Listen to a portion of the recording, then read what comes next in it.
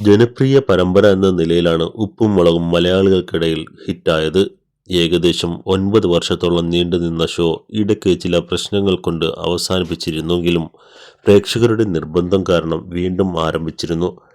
ബാലുവും നീലുവും മക്കളും അടങ്ങുന്ന ആ കുടുംബത്തെ ഇഷ്ടപ്പെടുന്നവരായിരുന്നു പലരും. എന്നാൽ ഓരോ സീസൺ കഴിയുമ്പോഴും പുതിയ ചില വിവാദങ്ങൾ ഉയർന്നുകൊണ്ടേയിരുന്നു. ഏറ്റവും ഒടുവിൽ നായക കഥാപാത്രത്തെ അവതരിപ്പിക്കുന്ന ബിജു സോപാനത്തിനും നടൻ SP ശ്രീകുമാറിനുമെതിരെ ഒരു നടി പരാതിയുമായി വന്നിരുന്നു. ഇത് ഉപ്പും മുളകിലെ ഏതോ ഒരു നടിയാണെന്ന് ആരോപിക്കപ്പെട്ടിരുന്നു. പരാതി ഉന്നയിച്ച നടി ആരാണെന്ന് ഇനിയും വ്യക്തമല്ല. ഇതിനിടയിൽ നടി നിഷ സാരംഗിന്റെ പേരുകൂടി ചേർത്ത് വ്യാപകമായ പ്രചരണം നടക്കുകയാണ് ഇപ്പോൾ. ഈ വിഷയത്തിൽ യൂട്യൂബർ വിവി ഹിയർ പ്രതികരിച്ചത് ശ്രദ്ധേയമാവുകയാണ്. നിഷ സാരംഗിനെതിരെ അടിസ്ഥാനരഹിതമായ ചില യൂട്യൂബ് ചാനലിലൂടെ പ്രചരിച്ച വാർത്തകളിലെ വസ്തുത ബോധ്യപ്പെടുത്തുകയാണ് ഇദ്ദേഹം ചെയ്തത്. കഴിഞ്ഞ കുറേ കാലമായി നിഷ ഉപ്പും മുളകിലും ഇല്ലെന്നും ബിജു സോപാനത്തെ സോഷ്യൽ മീഡിയയിലൂടെ നടി അൺഫോളോ ചെയ്തുവെന്നൊക്കെയായിരുന്നു ചിലർ കണ്ടെത്തിയിരുന്ന വാദം.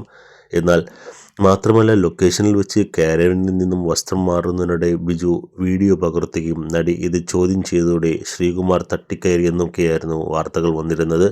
മാത്രമല്ല, അടുത്തിടെ രണ്ടാം വിവാഹത്തെക്കുറിച്ച് പറഞ്ഞ കാര്യങ്ങളും ഈ വാർത്തയിലേക്ക് കൂട്ടിച്ചേർത്തിരിക്കുകയാണ് ഇപ്പോൾ.